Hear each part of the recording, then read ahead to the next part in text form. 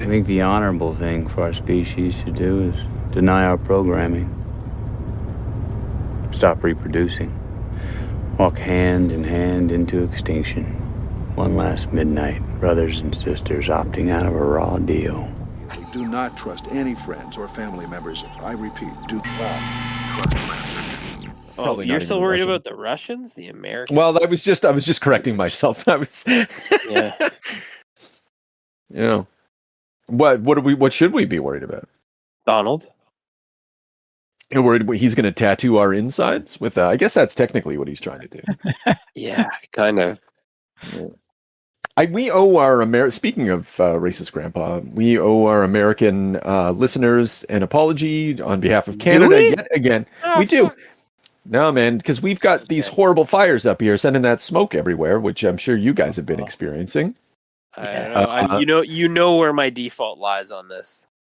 Yeah, I thought about this. It was like, people from Saskatoon are slow. Is that where this? No, yes, but no. I mean, I was more thinking, like, you know what, man? Remember acid rain in the 80s, and they basically just fucking told us to suck it? Right. Yeah, fuck you now. Eat that smoke. Suck it down. Suck the long dick of Canada. Fuck you. Until you get rid of your goddamn tariffs, the fires continue. The biggest shame is that the smoke's getting across tariff free. That's right. We could be making so much money. Man. Yeah. They should tax us on it. That's the only logical solution is to tariff that fucking wildfire smoke 20%, maybe 25%. Maybe that'd slow us down. I do think it's a bit of a national shame that like this is happening though. Like it is. I understand why Carney and the liberal boys and girls are so focused on racist grandpa and the tariffs and stuff like that. But like, this is a really big problem. This is affecting everybody. We can't be breathing that every single summer. We're all gonna die of cancer. Exactly. And they got to sort that shit out. Yeah, through management, through money. Like we don't pay for a sufficient number of water bombers. We don't have sufficient pilots to pilot the water bombers that we have. I know from certainty, like dealing with the Ministry of Forestry and stuff like that, like the labor relations among firefighters and the government at the provincial level. I don't know what it's like at the federal level, but at the provincial level, like it's not great. It's horrible also. Yeah. Well, our poorly paid politicians that are ripe for bribery are more focused on fucking us any possible way they can through corporate lobbying to worry about social bullshit and stupid fires. That's not no fucking money there. That's just an expense. Yeah. I guess we'll see. Like at a certain point, this can't not like I keep waiting for like to be on the front page of our local newspapers. And I get up and I look at the newspaper and no front page story. And I turn the page, very little coverage. Yeah. Is nothing. We went to Gravenhurst last weekend. In the evening, the fucking sky was snow white with fucking smoke. Oh wow! And you could fucking taste it. You're in flavor country. Yeah. So the fire. I was reading I don't pretend to have like an expertise in this, but like the fires are so hot that they're creating their own weather systems, which could cause lightning and rain and hail, and like it's just like fucking bizarro world in this hellscape. And the fires are so hot that they're sending the smoke up into the stratosphere, and that's why it's spreading to the extent that it is. Like it's just that and following. Bad. Yeah, it's really bad. And I've been watching the smoke maps or whatever, and I was looking at them in the previous years when it was a little bad. I've never seen anything like this. Like it is ridiculous that no one's talking about this with the urgency and panic, frankly, that it ought to be spoken with. And like, I don't know, like, I think I might actually write my MPP or something, right? Like take that fucking action. I mean, like they don't start paying attention or giving a shit until you actually start sending them letters. We're not going to sort this out until we're 70 and we all have to get involved in a class action lawsuit because our lungs are fucked.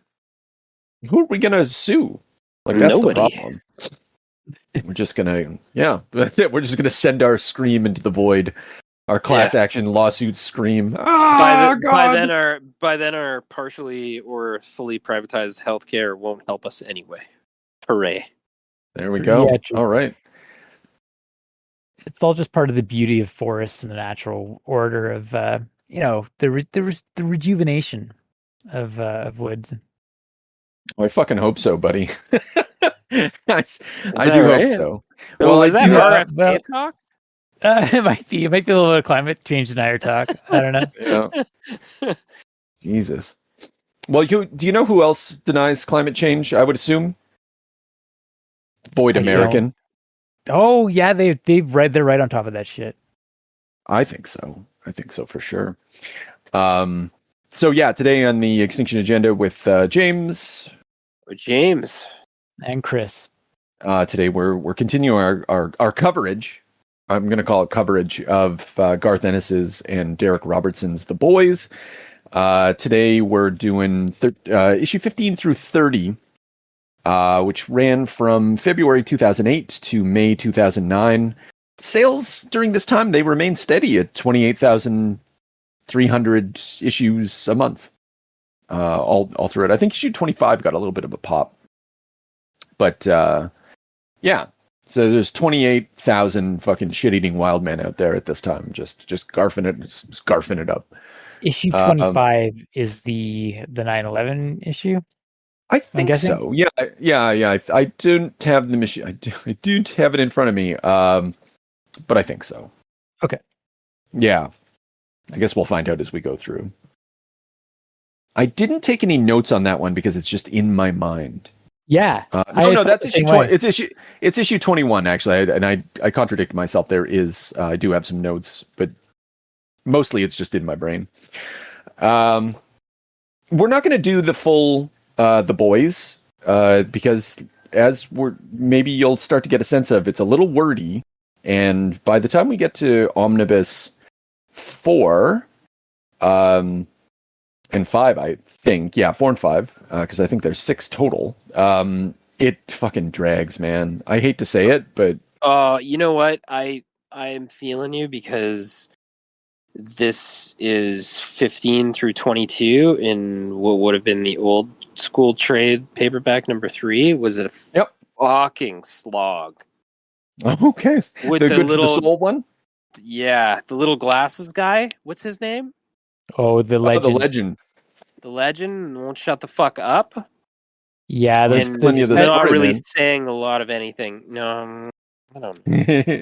All that exposition does get a little much. Yeah, and it's not like and they did it in a cooler way. In volume 4, We Gotta Go, near the end.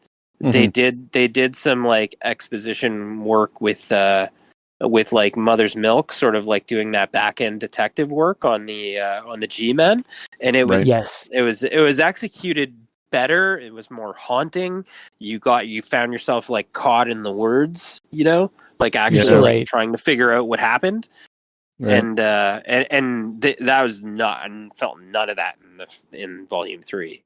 Yeah, this is a big like Garth Ennis war dump. Really, like for a big section of this, it's just like the interest in history, just like slathered all over the page for 2 issues, and then you get the plain issue, which is fantastic. I think this is why I do position The Boys, and maybe over time you'll see more of it in the way that I saw it. But actually, I don't think you will, because we're skipping the World War II flashback issues.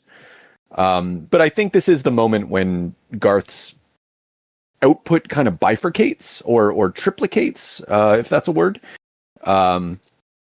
into a series of war comics, a series of fuck around books, and then actually maybe it's just those 2 things, and then the war comics are the serious shit. Yeah, I guess. Oh yeah, actually there you go, horror projects. It moves into those, and basically, to my mind, that's taking The Boys and just like splitting it up like Charlemagne's inheritance amongst the 3 sons, and they all go their separate ways. And I think, frankly, it's all for the better. Like I remember, as we go on, I really admire this book, and then at the other times, I'm just like, fuck. I mean, frankly, I think I like Preacher a whole lot more. And that's a bit of a surprise to me. But there are powerful moments in this book. Yeah, I liked it a lot. To be sure. But, yeah. But it is like in phases in which you get kind of back into it. Yeah. Anyway, so James, this is like your first reading. Oh wait, actually, before we begin, the TV show. So what did they talk to me about Black Noir in the TV show? Does he exist in the TV show? Yes, exists. Yeah. Yes. Yeah. Okay, and what? Tell me about him. Is there something interesting about him? I think so. He is used differently he's in the TV show. He's used as like a right-hand man to Homelander, and he does like sort of dirty work, and he's like an ominous, like silent Batman thing. Okay, I can't remember in the TV show. I can't remember if they've revealed him yet. Right. Revealed him like as a character? Yeah, no, like as like if he's like a clone of Homelander, or what, if they're goofing around with that, or I can't remember what they did with him. I think he's mostly silent, and I think if I'm not mistaken, there's the most interesting thing they did with him was the nut allergy thing when when they assault. Yeah. Okay, but all right. Anyway, I don't think he has any dialogue or anything like that, or reveal or character moments or anything. Sure. Okay, all right. Interesting. I was just wondering if there was like a divergence at a certain. It's not important now. Shit. But sorry, I think he was part of a World War II thing too, with like the Captain America analog. There's something I forget now. Okay. Yeah, I think you're right. Matter. Okay. Okay, James. Sorry for the little side bit there. I was just curious, and I didn't want to forget. It was in my like little checkmark things. No. Basically, what did you think of this? I know you've already like voiced some of your opinion, but so I haven't. You're right. This is my actual I think first go through of this, but I have read some of these issues. I do remember vividly, Huey, going down on Starfire and having menstrual blood on his face, because that was easy to remember. Also, that might have been you that passed me the resurrection of the Blarney Cock issue, though. Like, just in passing, you might have been like, "Hey, check this out." I would have been like, "What the fuck are you reading?" So like, and then it burns the body in the end. So there's some really, I don't know, there's some fun stuff in here too. It's just really, it's a real, it's a lot. I don't know. It's a big mess, and there's this feels like it was only 2 trade paperbacks worth of issues, but it feels like he's doing too much. And honestly, the linear sort of way that the show did some of these things is to me probably superior. Yeah, it's certainly possible. I think it would probably read differently on a monthly basis, just spread out literally monthly to monthly, but I agree. But yeah, still, and I probably would have felt like I was getting my money's worth too. It would have been like good beefy issues, Oh, yeah, that's true. Yeah. Although that's not really Ennis's trademark. Like, he's not a density for density's sake guy. Like a lot of his books are less heavy than this in terms of text and just like sheer variety of things that's going on. Chris, how about you? I feel very similarly to James, although I think the latter half of this, the G-Men arc, there just suddenly is like this terrible gravity to it, where it's like in a fucking, I don't know, like darkest, like Geraldo, Jerry Springer kind of way. You just can't look away. And I read them so quickly because I didn't remember the plot of it, but I remembered the sinking feeling of reading like what's going on in that mansion and just being like, it's not comfortable, it's not pleasant. It's fucking weird, and you can't turn your head. Yeah. Okay. Yeah. So and then I guess for my part, the G-Man so I read it relatively recently, and then I had to take my notes, and I was kind of skimming through it, and I found myself with not really a lot to say about the G-Man arc, that I couldn't just I don't have to write anything down about it, right? Like it has like a sexual predator getting canceled by corporation story, and but a lot of stuff happens in between then to just justify the form of the cancellation, which we'll get to. Yeah, but it's easy to talk about. I mean, it's fucking funny. Just the way that Garth hates Wolverine. I've never seen him show any respect to Wolverine in any comic version. Like when Wolverine fought the Punisher, and the Punisher shot his face off or whatever, and him and Steve Dillon are fucking around. And then here he's just got those mallets for hands, and he's just like gonna, and I'll be damned if that doesn't make me laugh for reasons I don't understand. And yeah, but then at the same time, I also found myself thinking, is that a Storm analog? And if so, what does that mean? Sure. And I was like, is there a little bit of care taken under, for so basically he's like, what if the X-Men was real, but not real because they're ultimately cartoonish, but what are some of these social dynamics contained within this Chris Claremont mix? And if I just turn them as dark as possible, how would that manifest itself? And I just as a nerd, I was like, good work, buddy. Yeah. You 5-0 especially, I'm sure we'll get into that, but just chilling the Cyclops analog. Oh, I didn't write down their names. I do remember the Cyclops analog. So, okay, yeah. So, but at the early point, this book starts off with Garth's frankly favorite theme is just someone losing their faith, and just realizing and entering into a sort of atheism through the shittiness of the world. And watching Starlight do that, I felt came off really well. I like Starlight in this. She's one of the more interesting characters. I think she remains so throughout the book. For sure. Yeah, there's a lot of there's a lot of sadness to her, and she's her motivation for just sort of persevering through kind of being with the Vought elite guys is just, yeah, it's tough to watch, and you feel for her, especially in her relationship with Huey. She's grasping onto how kind and gentle and genuine he is. Yeah, and he shows that in different ways, when he sends her home in the cab, and just every way that he handles their interactions is I don't know. It's like a break for her to maintain her sanity. A weird dynamic too with the the comic is constantly making fun of Huey for his softness, although that's complicated too, because it's not like Butcher is going to be a stable voice that we can be oh yeah, Butcher was right. It's kind of a funny dynamic.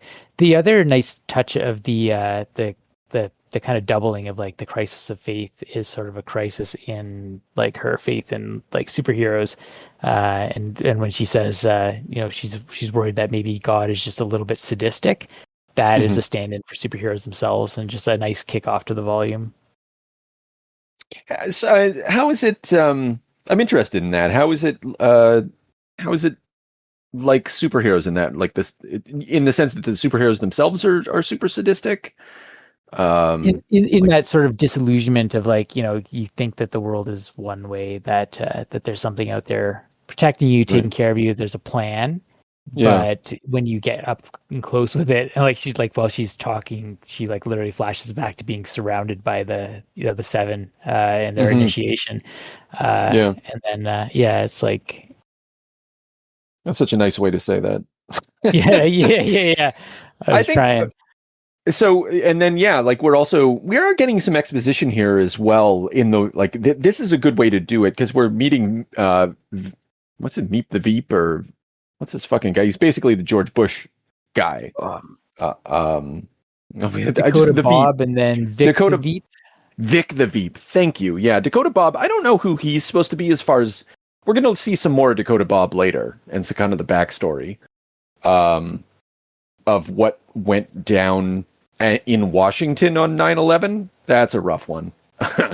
but this is like a fantasy of like what an effective George Bush or Ronald Reagan might look like. Yeah, because he's definitely like a Republican.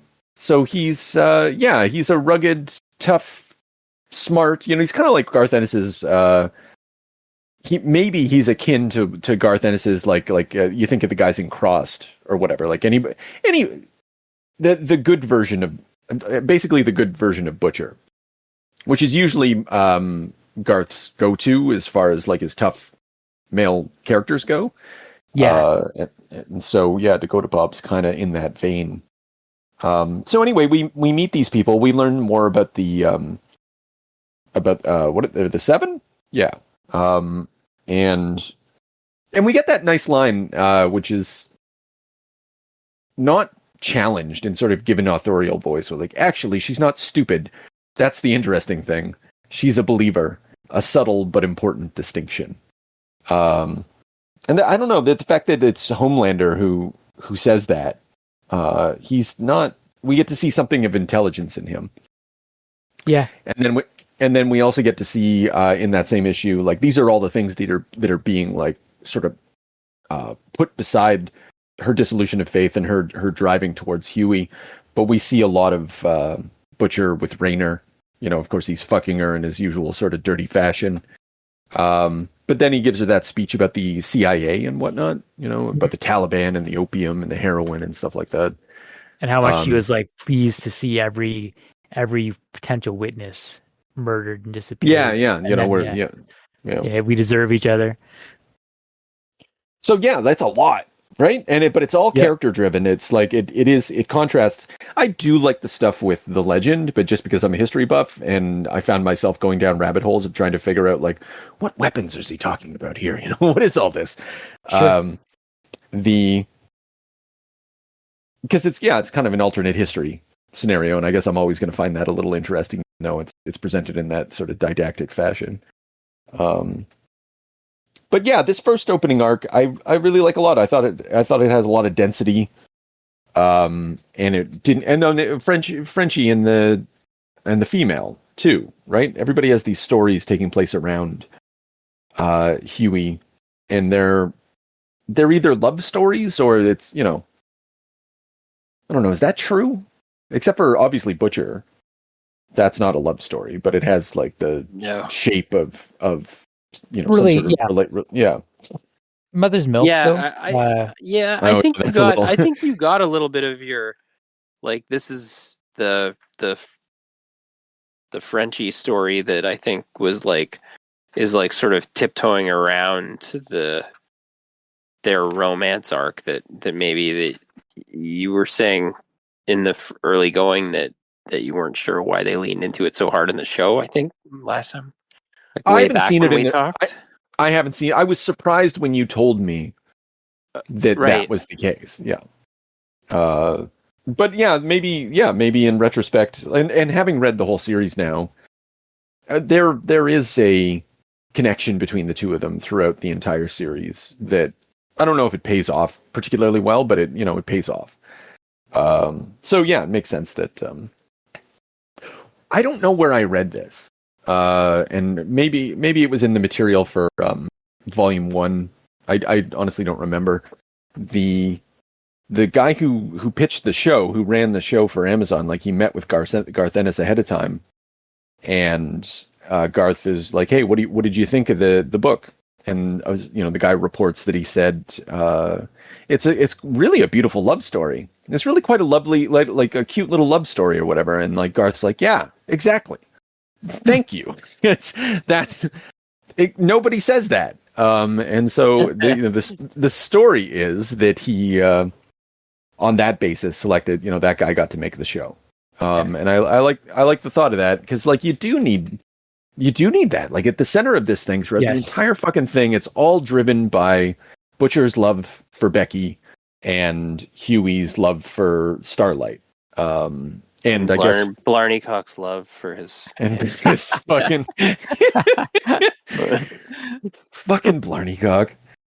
I like the twist. Hamster back. I like the twist that he's actually the Legend's son. Yeah. I don't know if that pays off properly, but whatever. Like I don't understand they don't really give us anything to make us like, I'm like, oh, that's an interesting fact. No, but just like the fact he's like, yeah, go kill that guy. Like you took care of him for me. That's kind of funny. So this predates Blackest Night, because Blackest Night came out in 2009, 2010. Right. Didn't even think about that. Yeah, I was just a little curious, but it's not unusual for resurrections and stuff. And Garth's like, what if they really resurrected them? It'd be zombies. Honestly, is such a funny idea, and it goes on for a while. Oh well, I love that the Legend talks about it too. He's like, well, it's just like in the comic books, kid. They bring him back, only they're not fucking right after. They can't resurrect the brain. And then the like horrific turn it takes in the G-Men. Oh yeah. Who? Wait. I'm wondering if I remember her name. Yeah, Nubia. Storm analog, yeah. I don't want to even say her name. Yeah. And where she's sort of like, I don't know what, just they're like spoon feeding her, and she's just wandering around drooling. Yeah. All she says is "kill me." So, and then when the Phoenix character dies too, like, and he's like making that speech about how he wants to bring her back and keep her in the fold, because like it's his, they're my children. I can't help it. Oh, yeah. Okay. Well, you leave. What's his name? Granolkin? I didn't actually try to say it out loud. Godolkin. I didn't even think about it. Yeah, you're right. I was like Goldkin. Well, that's not what I wrote down. But you know what? When we get to those issues, we will see his name said many, many times, and we'll say it correctly. I like that, before we move on from the first arc or whatever, like I love the ending. So Huey's burned. He himself burned the body, right? Like yes, yeah. Yeah. But Butcher kind of sets him up, and like, I can't get up there in time or something like that. And then, or maybe that's a thing. That's okay. That was earlier, actually. I forget it. But yeah, he's burning the body, and they're talking, and it's dark and shit like that. And then it ends with like the threat that the threads are gonna kind of join together at some point, because Butcher's like, tell me about this bird that you're with. And there's a burning skull in the background as they in the foreground as they walk away. And I'm just like, oh my goodness, that's so menacing and awesome. I really liked it. They had a lot of like silence before then too. It was very well paced. Good Ennis moment. Yeah, and then we go into I Tell You No Lie, GI, which I couldn't figure out what that was from, if anything. Usually Garth's like quoting something, but the internet was unhelpful. It was too many words that frequently show up. And this is so did you guys, when you were reading, sorry, can I go back quick? When you guys were reading the body burning spot, when he says a bit close, Huey, he's far enough away for Huey not to hear him, right? Yes. Yeah. And then he steps into the thing after Huey's like finished his like sort of monologue, right? Yes. Yeah. Yeah. Okay. Yeah, I had to go double back on that, but yeah, that was one of my probably like sort of favorite moments in this, and then later on the discussion with Homelander. And, well, yeah, and that's the next bit, yeah. Because I guess like it's the background, like Homelander and Butcher, and like their very slow escalation of tension between them. Like, does it go on for more than an issue, or am I mistaken in that? no, it's more than not. an issue. And you can see Homelander has like a lot of patience for it. Mm-hmm. Whether it's just like the drama of it, or that he's not concerned, so he still feels like he's kind of toying with Butcher. Yeah, but yeah, it's a funny dynamic, and there's a bit like a real slow build to it. There's no real urgency to it. It's almost weird. and yet at the end, like you get the sense that we're dealing with like a nuclear détente where, you know, like just any side, if any side fires, like, you know, we're you know, they say it explicitly, like we're gonna go to war. Like if you hurt my dog, it starts right now. Yeah, and that Cold War element is really important for, like, you know, Garth's overall kind of project here. This, you know, the first thing that the legend starts, like we finally start learning some more about Voight American in this. You know, they're more than just Disney. They're more than just Warner Brothers or something like that happens to have superheroes. Now we're learning, like, it's the military industrial complex, you know, like the whole fucking thing.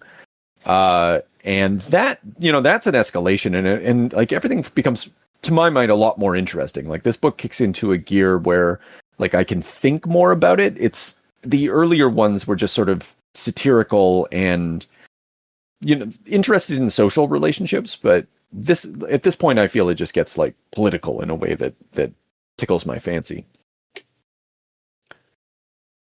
Yeah, I like the, I don't know. I found the comic book popularity and like monetization of the groups like kind of interesting too. And that's a big theme in the show. And it's an important, like, you know, because it's what I think is being ultimately talked about in this book is not, what is it? It's the Hollywood military industrial complex. I think that's how it's referred to. Where, yeah, you know, getting back to Man of Steel, yeah, you know, the troops are presented in the light, and the F-35 is allowed to be depicted on screen through because the military allows it. You know, that Zero Dark 30, CIA consulted on all that shit. So there's just a larger you know, and then you think like, just these big companies just do so much, right? And it's all towards making money. Sorry, Chris. I like that it's that the company is sort of the, like, capitalism is the villain, and the idea that I like the space that Garth sketches out where superheroes could rule the world, but they don't want to. They just want to be told what to do. They want to do what they can to not cause too many waves that can't be covered up or explained away, because they've got a good deal, and, you know, just like being on top and being able to do whatever they want and without any consequences is sweet enough. And although it's, you know, not to everyone's taste, the sort of didacticism of the legend in this, talking about, but I think like the examples of what they call the F7U Grizzly, and then the gun. I don't think I wrote down what the gun was called. Was the just F16? Well, it was in the comic, yeah. In the comic, they call it something else, but it's the M16. Yeah. And I don't know what this. I think what he's referring to is the Brewster F2A Buffalo, which they referred to as a flying coffin, but it doesn't have the characteristics of what Garth describes. I was unable to find an airplane that met the description. And so, like, maybe Garth's just saying some stuff, you know, kind of making, like, conflating a bunch of failure of technology. But the point is that the 7 are defective in the same way. Like, there's an analogy between like a bad corporate product, it's an object that is produced by a company that bids lower than everybody else, and therefore gets the contract. And I don't don't know if that actually really works, but I think it's the analogy or the comparison that obviously Garth is going for. Like it's kind of giving us a frame for how we should think about the superheroes. Like they suck in the same way that a bad M16 sucks. It gets people killed. It's no, like it's just, and all it does is just line the pockets of people on in Virginia. And that's the bottom, like like something that comes up a lot in Garth's work, the sort of like the profit, the company getting in the way of good decisions of even when the seven rush in to save the plane, like fighter pilots get called off, and the guy is like crying, like in that, and okay, so and I've seen this in his Punisher comics, but like, and I don't know, and this is a hypothesis I'd like to test out. Does Garth go criticism of corporate capitalism and the military-industrial complex? Like, does he do that only with corporate properties or something published? Like, The Boys was published by Dynamite, which is not a big corporation or whatever, but it originally came out of DC. So, and he also does it in The Punisher. And I genuinely don't know, but like in his war story stuff, is this actually a theme that comes up? Like, I don't think so. In the actual war stories, even in something that it's always kind of stuck with me from the way that Garth writes. I think the what incenses him is the idea of like the people on the ground, the frontline people who see the thing and have the ideas. And like I don't know if you guys can relate to this in your jobs. I do. But then it gets brought up to the chain of command, and then people who, without any connection, make some decisions based on cutting corners or that sort of thing, and it fucks the people who are putting their lives at stake. That's the sort of dynamic that I think really, really pisses them off. Yeah. So as conservative as he often appears to be, there is like sort of like a populism to him, which is that's consistent with conservatism, I suppose. But that's why Garth confused me for a long time. But like clearly, he's not. He's a different thing. Yeah. So anyway, this takes us to issue 21, when we find the Seven trying to stop 9/11, so to speak. They're interacting with an airplane. James, what did you think of this? Wait, do they do this in the TV show? Sorry. Yeah, they do the whole. They almost frame by frame it in the TV show. Amazing. And it's actually pretty great. Actually, that's one thing. Maybe if you wanted to treat yourself to a YouTube clip that's probably like 2 minutes long, you'd probably enjoy that. Okay. But is it? I don't think it's 9/11 in the show. Is it? No, sort of like in the show it's not. I think they sugarcoat it in the show a little bit. So they in the show I think it's just like a plane that's gone, they're doing some type of like refueling technology on the plane, and the thing goes sideways, and they're like, "Don't worry, Homelander's here to save it." And then they do like a mimicry of this scene, but they don't 9/11ize it. Okay. So how did you feel about this this version of it? This is way cooler. It's horrifying. I just can't. His blown out racism's just fucking insane during that scene, and then he just comes in with bits of human beings, sort of like they're floating in the atmosphere. It's just because they're depressurizing, and it's just the whole thing, just like a frame by frame, they're casually not able to be injured. So the super, the Seven in this scenario are just everything, they're interacting around this horror that's happening, and you can see how the humans are just sort of ants to them. It's just they're just accidentally getting splattered. Even the scene opens with him pulling the door off, and a kid just goes fucking into, just flop, yeets right out of the plane. It's insane, and he doesn't even react to it. And that's just the story of them. And then when he smacks Maeve and stuff, it's bleak. The whole thing. I do. He does react to the boy getting sucked out. Like, look at that panel. Like, his face is like, "Oops," like. But I take your point though. He just moves on past it, and he's like, "For Christ's sake, calm down, everybody!" Like, fucking, who cares? The terseness of him, like the sort of like just low simmering anger that he even has to do this shit, really strikes me. That's what we're fucking doing. That like, Rev, did you see the TV show of this part? Yeah, that was great because he does, like, the actor portrays that. He's so good. Like, so aggressively he portrays, like, that he's just annoyed. Like, what are we even doing? Like, this is just stupid, and it's just like, it comes off nice in this, and it was just I do like cutting to the silence with Huey and the legend too after the scene. It's a nice bit. I was just mostly like, just all in all, this putting aside the potency of like the image that we're seeing, like just the sheer sort of sacrilege of it. It's incredible. The Garth's imagination. So I thought of Superman Returns, and I mentioned this when we were talking about Superman Returns. And we were really impressed, like, that the physics was being sort of adhered to. Like, Superman's able to save the airplane or whatever, but he's having a wing rips off. Like, there's some physicality and physics to it.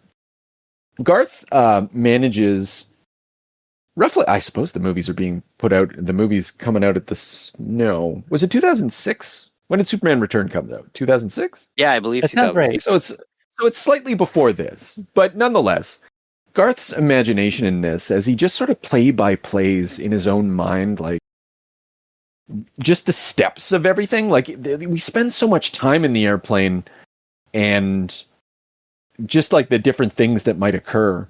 And I'm just impressed with this particular imagination. Like, this is a great feat of imagination. Brings us right into it. And yeah, I just don't I was going to say too, that. Like, I gave the book one a little bit of a hard time there when we first started, but there's an appropriate. These are to me have like a high element of horror, and it's smattered really nicely and eloquently, and there are pauses in narrative. Like, you can see the development of A-Train and Starlight turning into like a violent escalation. And it's like, it's spaced out with the 9/11 sequence, with the legend conversations with Huey, with the whatever the fuck Butcher's doing. And you only get bits. You get like 2 pages, and it just builds to that attempted rape, and it's like, it's so, everything he does is so nightmarish.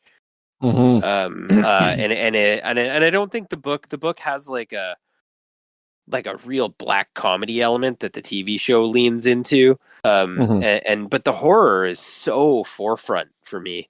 Between the two products, the TV show has no horror. I think that hearing you say that. No. Okay, but that's fair. They twist it more into comedy though. Like, they even make the horror comedy. Like, it's more like Evil Dead, than anything. That feels accurate to me. Like, just from what I've seen, I tune in. Like, I like it. I just don't have time for all of it. But that is the. Well, when I said like there's the Garth kind of breaks apart into 3 kind of structures out of this. Like, one of them is horror projects. Like, and he started off in Vertigo, but I often like going as we go through this and hearing you say that, like, getting back to the Preacher, there was no horror in Preacher. I don't think really. There was often a lot of maybe moral horror or something like that, but not haunting imagery. I think the like his grandmother. All I can think about is the fucking meat guy. Oh god, but that's that's stroke the shaft, stroke the shaft. God, pound the meat. Like, you're like, okay, That's just hilarious. The arc with his grandmother and fuck, I forget the name of his older cousin or, but yeah, like that's that there's just a helplessness to that it comes close. That's fair. Yeah. That is where probably like, and also one of my favorite trade paperbacks within like the entire thing. I think the problem, maybe not to get too off thing but with Preacher, like I thought it was stronger at the front than it was at the back end. I agree. Yeah. I would really like that, but going through Garth and stuff like that, I think I was really fussing about doing Preacher. I think once we're done with this, I'd really like to do Preacher. I think that probably there's, because it's been so long, and there are some parts in there that I just love. Anyway, so the 9/11 thing, that fucking happens. What's after that? Straight into the G-men. Oh yeah. Well, no, there's it's the A Train rape scene where we start to get the arts kind of taken. There's a problem. We're starting to see it. Right. I'm flipping through right now. Yeah, he's got a new inker, and to help him, like, because he's penciling and inking up until this point, and we're going to see a lot less of Derek Robertson as the series progresses. Oh yeah, it really starts to kick in. There was a really bad issue in the next section. Yeah.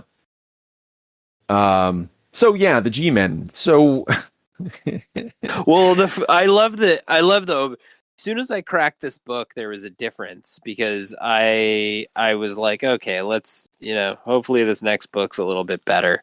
I crack it open and you get that ominous, like, couple page spread about the flamethrower. Yes. I'm like, oh fuck me, Garth. I was like, this is gonna pay off. You just knew it was just so funny there's fucking flamethrowers, man. There's just like somebody wants somebody gone. Yeah, exactly. It's just so he said something too. Goddamn things give me the creeps, man. Who even uses these things anymore? And you're just like, okay, all right. But yeah, in this book, I was saying to you about the I really enjoyed the mother's milk bit after what was her? What did they call her? Silver what? Her fucking head exploded. Silver Kincaid. Silver Kincaid, yeah, she committed suicide, right? Or apparently committed suicide, but the detective work that Mother's Milk does, I thought that was like, I don't know, because he was doing that like broken narrative tactic for like timing and spacing and to unleash his like horror sequences in the previous book, and I thought this was a more elegant way of doing it, even though I know you like the first book, but I don't know if elegance comes into this. It's much more of like full. It's bigger. Like it's what's the word? It's more open. This, like, everything like just kicks open. The other issues that we've been reading up until this point are very like enclosed. It's Huey and the legend, and it's all a flashback and a story, and there's the tense moment on the bridge, and all that stuff. But in this, we're gonna get like Animal House. We're going back to Mad Magazine in this one, but in the back of the Mad Magazine stuff, someone's doing a serious investigation, and what's going to be revealed at the end is that the Mad Magazine shit is based on pedophilia and child abuse, and the end, which I don't know why I'm being so coy about the end. What an incredible end. Because like just all that stuff about like they're just like sitting around jerking, like those. The frat house guys. They're all jerking themselves off. Like there's pages of this. You can't tell me that there's something elegant about that. It's just funny, right? No, it's just some other milk part. Yeah, it's fun. It's just the there was something I was gonna say about that stuff. The fratness and the there's like an idea sort of like, for me, like lurking in there in this like aberrant, like outward sexual behavior, like like casually raping, sexually assaulting, pissing on each other, circle jerking. There's something to say about that and like aberrant sexual exposure as a child, you know, and I don't know what he's doing with that, but well, I mean, he's doing that. Well, you just described what he's doing. Yeah, it's just really it's weird because it's like realistic, and that's not something you get from Garth often. But it's like that is like you do get that dread sense that these people do not have the right boundaries, and like even Huey eventually says it and kind of makes fun of himself for like, you know, like, what, I must have been in America for too long to be saying things like appropriate sexual boundaries. But like it is that like it's the hints of it, like just something's happened to these people, they don't know how to act, they don't know what's appropriate. Yeah, and then that's the slow build to the God clocking or God lock cocking. Oh yeah, let's find. I think it's good. Gonna. Sorry, I'm just trying to find his fucking name. Locking. I'm reading it right now. God. Godolkin. Godolkin. Okay, all right, Mr. G, Professor G himself. What do we think about the fact that this guy's Professor X? I kind of like. I think like it's low hanging fruit. Hilarious. I hate it. Yeah, but it is appropriate. Yeah. Because it is weird, right? Snatches up kids and he's a molester, and it's not like subtext. It's like obviously like when those children from the beginning, like it gets really bad at the end though. Like when those and he's on the phone and all those like children literally run into the room and he's like, "I'll talk to you later." Jesus, yeah. He started again. They didn't authorize another class, right? Like that's the sort of discussion I've thought. Right. So I don't. This guy doesn't have a name. This blank face dude. I don't know if he has a name or whether it ever comes up as a name. He's just kind of the executive. I like because it opens up issue after Godolkin's introduced. We get that awesome montage of him standing there. You know, he's rather old, and they're all doing those X-Men poses behind him. And then we get to issue 20. To issue 25 is the opening up of. So the executives are talking, and then basically they're talking about like, is this product a liability? Are we there yet? Like, we're going to have to cancel this guy eventually. Like, they kind of understand between them that, like, there's a time limit on this thing. And the executive, or whatever it is we're going to end up calling him, he's like, yeah, the time's there. And, like, that's the flamethrower. Like, he's making these motions in the background. Because, like, he's a step at the game. He's ahead of the game. I love this guy. He's one of my favorite villains. Yeah. All right, so we got Huey amongst the G-men.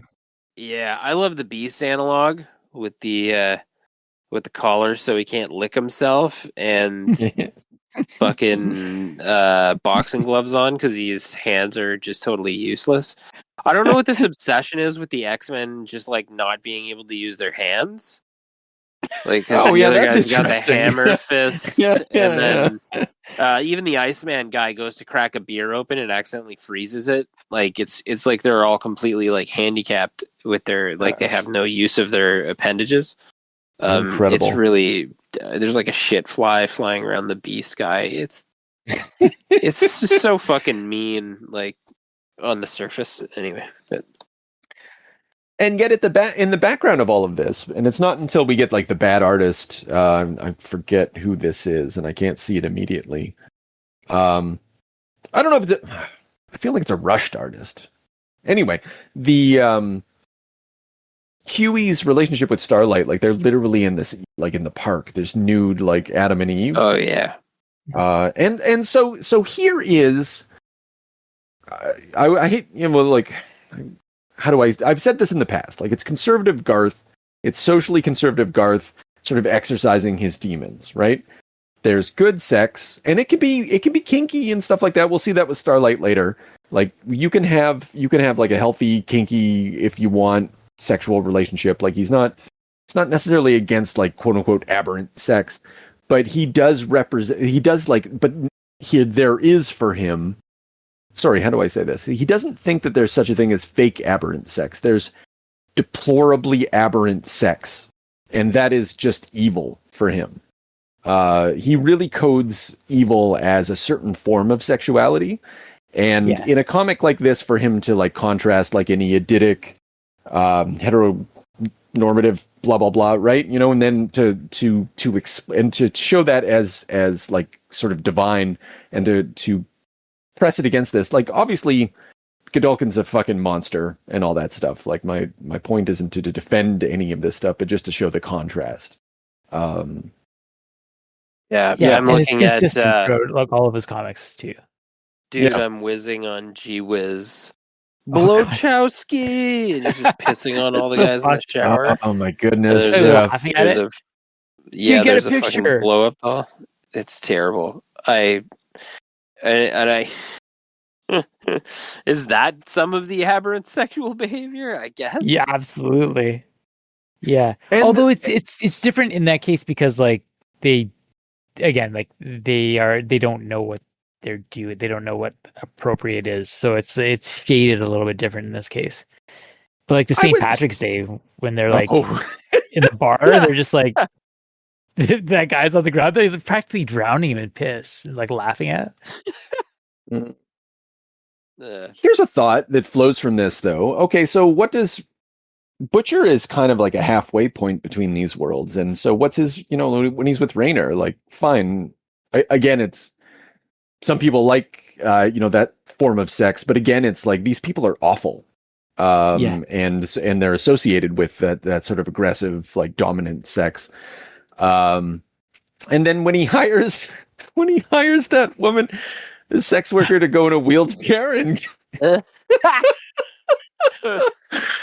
fantastic work. So but that's all Butcher, right, man? Like he'll go like his foray into the dark side includes like a little bit of the sexual impropriety, we might say. It's true. He's like he's in that gray area. It gives him the power to like sort of like puppet master a little bit in there, right? Yeah. And it's foreshadowing a little bit too, I think. That's sort of like the sinisterness of Butcher. Holy fuck. Yeah. We might as well say like that closing scene of all of this story, like when he realizes that Raynor tried to screw him over. I forget the specifics of how he tried to screw him over. She tried to screw him over. She tried to take care of the situation with Silver Kincaid. No, she was an inside job, right? Like sort of like a plant, and then because she tried to operate independently, it ended up putting Huey and everybody else in trouble. So that was like the sort of like it was an indirect fucking over, but she handled it incompetently. Right. So just that scene at the end when he's like fucking her from behind, and he just whispers like, "I'm gonna kill your family if you ever do this again." Your husband, you're like, and your kids. Yeah. And so you're like, well, okay, wow. But like at that point, the magic of this series is because as a reader, and I can say that this like maintains throughout, you remain sympathetic, you remain charmed by Butcher. I did anyway, throughout this entire thing. At no point did he do like a Cassidy turn or some shit like that, where you're just kind of annoyed with him and he's like fuss. He's a fantastic villain. This book like is replete with fantastic villains. I love the tension and the dynamic between Huey and Butcher too, because it's like they're always in dialogue of what their worldview is and like how they're coming apart or the potential for them to come into conflict. But I love the St. Patrick's thing where they're kind of having that conversation with that Irish bartender, and like they all hate St. Patrick's Day and they're all given their reasons why. And it's sort of like Butch, like Huey's like, oh, I used to be one of those people. Like it's almost like it's showing their separation from humanity. It's almost like one of those like cop moments of like the sheepdog thing. Like they're above it now. But Huey's come to like a higher consciousness, like he sees the game now and like just like he doesn't want to be one of these people, which is like this just makes me feel young. Like he loves the chaos. He wants to be out there cracking heads. Yeah. His I think we'll have to talk about this at some point, but Garth did a mini series like about the backstory of Butcher, which I think is really important and isn't on the reading list at this point, but I wasn't sure how much, like I was trying to save you all the boring shit, but that book's kind of very good and kind of important, but it doesn't fit, so if you ever want to like tackle that, I mean, we can talk about it like what we want to do, but didn't even know it existed. Well, there it is. And then, sorry, just to like the other like light, like it just crackled for me at the end, because there's that whole thing of like, I love his thing about like, oh no, Huey's trying to save strippers. Like he keeps comparing the Gee Whiz guys. So he thinks he can save them, even though they're like, to Butcher, they're irreparably fucked just by being in contact with this shit, right? And but then at the very end, when Butcher's like had it, and he's saying like, to Huey, like Huey's saying he wants to make things a little bit better, and Butcher's like, but we're not here to make things better, are we, Huey? We're here to stop them from getting worse. And like that division is so important. And I think in a way all of the boys except for Butcher want to make things better. Like Frenchie's trying to like pull the female out of things, and like Mother Milk has a lot of compassion and empathy, but they're all just kind of warped around the drive that Butcher has and his mission. Really interesting. Yeah, that's I don't know, that's true. That's all how it is. I'm just flipping through and looking at the like you said, there's like Mother's Milk is like the cast of good guys is like sort of surrounding Huey, and Butcher comes off as a villain. He's one of the bad guys in this series, but I don't know how, like, I think that's part of the cool part about Garth's writing and part of the imaginativeness of the whole book is that he's able to run a Homelander who's, I guess it's just like, it's cheesy, but it's arguably like, who's the worst monster, Butcher or Homelander, right? But that dynamic plays off throughout the whole book, and it's not hidden, and it's not even clever, but it is because you're running a book with like a protagonist who's like paired with Butcher, so you can't help but like empathize with what Butcher's doing in a lot of cases, and sort of rooting for him, even though he's a disgusting monster. Which is like, that's a hard like rope to walk when you're writing, because you can lose the audience you easily if I'm like, oh fuck, like that guy's awful, but I don't. He gets worse and worse, and I'm like, oh yeah, Butcher. Yeah. So you're living up to your name, buddy. How do you do that? I don't know. That it's a slick thing, I guess, is all I'm trying to say. He's like the Captain Ahab. Like, maybe it just takes a monster to hunt a monster sometimes. I think one simple technique that beguiles us is like his ability to always be able to manage Huey. If Huey is our like sort of central point of view character, the one who takes us into this world, the fact that Butcher has such a control over him kind of is reflective of his control over the audience, us. Mm-hmm.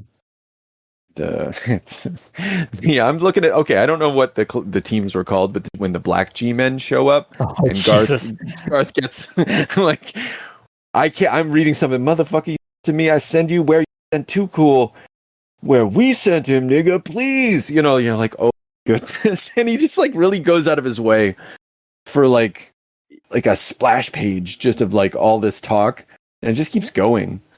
Yeah, it's really funny. It is funny, and all you can think to yourself is, I just see Garth, and think, oh man, that's ballsy. Yeah, it's really ballsy. Swanky ass motherfucker, home, I'ma rip them big flabby titties off your ass. And you're like, okay, well, like, admittedly, when you like, it reads out loud really well. It's not Does like it, he is. Well, no, it doesn't. It doesn't. But like, he's capturing like a parody of a voice. It's true. Like an embarrassing parody of a voice. It's really a parody. Yeah, it's really heavily done. But yeah, but on purpose. I mean, like he knows what he's doing. He knew what he did. Oh yeah, yeah, absolutely. Yeah. I'm just looking at the end scene of that. You know what else is funny? I don't know if you guys puke noticed in the this. thing. The G-Men, not a single G-Man uses a power. Because he's just so disrespectful to the X-Men Wachowski in this book. No, not Blachowski doesn't count. But I mean, like of the original cast, yeah, they're just basically they're pedophiles and brainwashed victims, and they go through the narrative and just die at the end without even mattering at all. Yeah, and the Alpha team, like just being like warping around to assist. What's the Grimalkin? I can't say that. Godolkin. Yeah. To the point where like the 5 of the Cyclops characters, like, you know, they're like, oh, it's not so bad, right? Like, we get all this stuff, and then there isn't one of us said no. Yeah, exactly. And then just like the resentment of the like Silver Kincaid, who's like the Jean Grey analog of like, you know, I'd like to think that if I was to lose it, I would go do it somewhere quiet and not be a fucking bitch about it. Like basically like just completely blaming her for like her breakdown is crazy. Yeah. Yeah. And what makes it especially potent as like, you know, fine, he's showing like amazing disrespect for the X-Men. The X-Men's a good property with a good heart and all that shit, right? Yeah.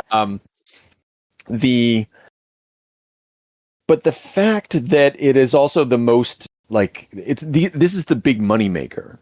And Garth really wants to talk about like it's one of those situations where like the comic industry is like every once in a while it's okay, so it's about the military industrial complex and all that sort of thing, and then all of a sudden it becomes sort of petty and it's about the economy of Marvel Comics and the comics industry in general, and all of that stuff is just kind of like put beside each other as equivalent or all sort of representative of the same sort of problem with society, which I'm always really like kind of satisfied with. I think like that feels to my mind kind of accurate. Particularly post 2009, like we hadn't even hit into the heyday of superhero movies and stuff like that at this point. And anyway, just using the X-Men for this particular thing and talking about it in this way is just like when you put it that way, yeah. And at this point, I guess like the X-Men would be the flagship for superhero movies as well. I mean, other than like Batman and Superman, but yeah, I think by this point, Batman's a thing. Like Christopher Nolan's Batman is going good. Yeah. But the X franchise is like the biggest. You know, you'll get a occasional Batman movie, but like X-Men as a property with some spin-offs by this point, probably. Yeah, I guess you're right. And even if not, you know, it's just like that's the biggest book of the most like decadent era of comics. Yeah. And I like it's also it's kind of a comment on like the like the early years, like the Image year. Yeah. So at the end, fucking incredible. Clean up our own shit. Yeah, that's right. And for that guy, and I know it's like it's kind of like a Dragon Ball Z thing where this guy showed up with a power level higher than you expected, and then Butcher's like, "Oh fuck, right? He's over 9,000." Yeah, I just it's a good way. Like you're like Butcher's awesome. He's cool. He never loses his cool. Even in the face of the Homelander, he doesn't lose his cool. But in front of this guy, he sees something like all of a sudden there's a problem. Yeah. You're like, holy fuck. And it's like it's not with the Homelander, you get the impression that Butcher's just waiting for a chance to knife him in the back. Like he's just waiting for the moment. He doesn't feel these like he's dangerous in the form of like that an atom bomb is dangerous, and so you just have to be very careful with it. But like with the Executive, Yeah, it's fear. There's some dark triad shit going on here. The flames behind him. Just so you know, oh my goodness, we can clean up our own shit.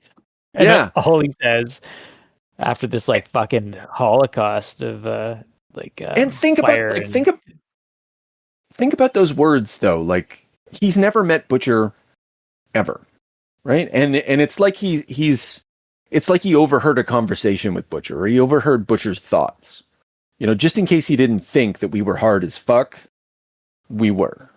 You know, like well, maybe that's the other thing is he's establishing also just in that quick little line that he knows what Butcher does.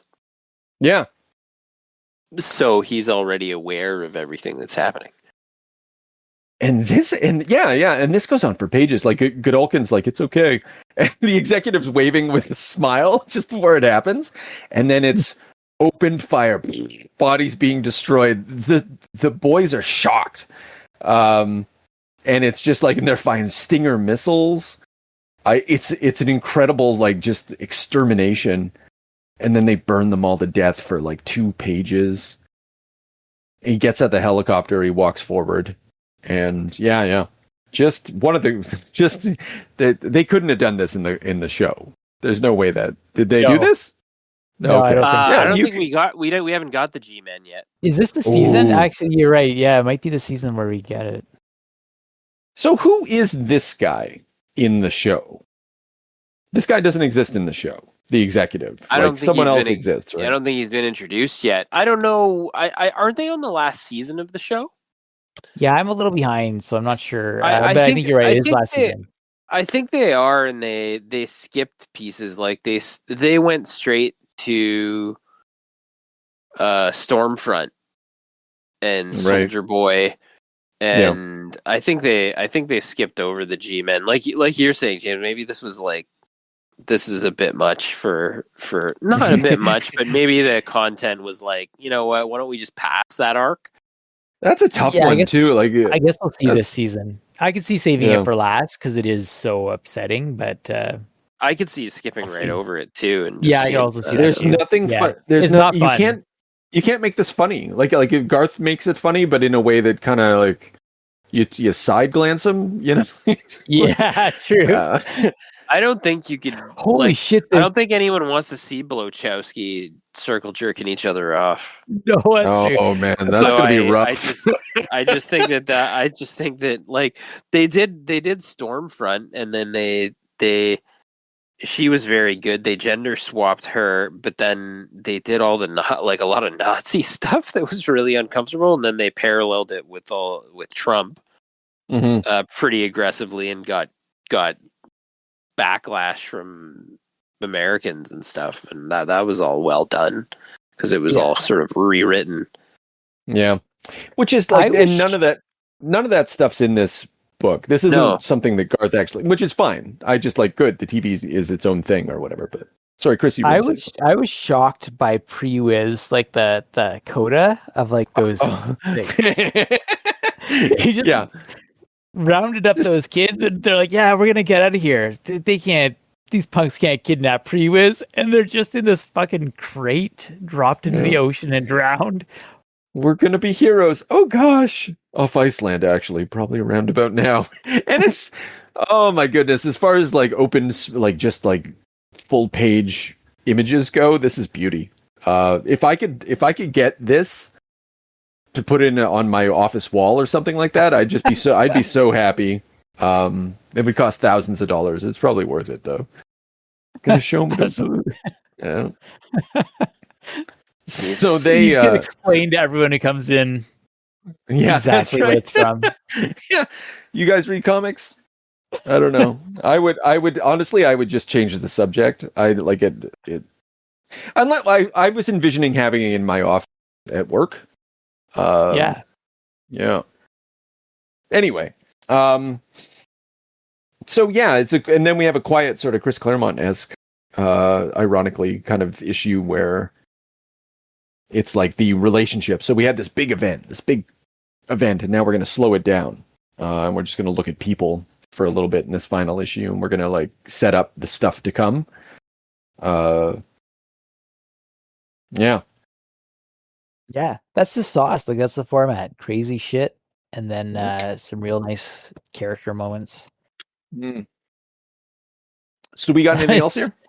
No, I think as I was saying that, I just flipped to the scene of him fucking nice Rainer. Nice, good nice character moment. So, actually, I've got something. It's kind of like a homework for the audience or whatever, and even for you guys. So, I have a new outro for the podcast, but I got to tell you guys, it's pretty aggressive. And I love that. I just like I heard it last night, and I was like, this is perfect. Anyway, so audience members, if it's too aggressive, let me know. If it's just right, that's fine. We'll just keep on trucking until something else catches my ear. But yeah, let us know and give us a 5-star rating. We're amazing. Yeah, like and subscribe. Oh, there you go. Or don't listen, just rate. Yeah, well, but 5 stars. Don't. Yeah, that other bullshit, man. 4-star shit. Yeah, even if we're for a 4-star podcast, just give us 5. Son of a bitch! No need for name calling. I haven't called you any names. I am a guest here. You be polite.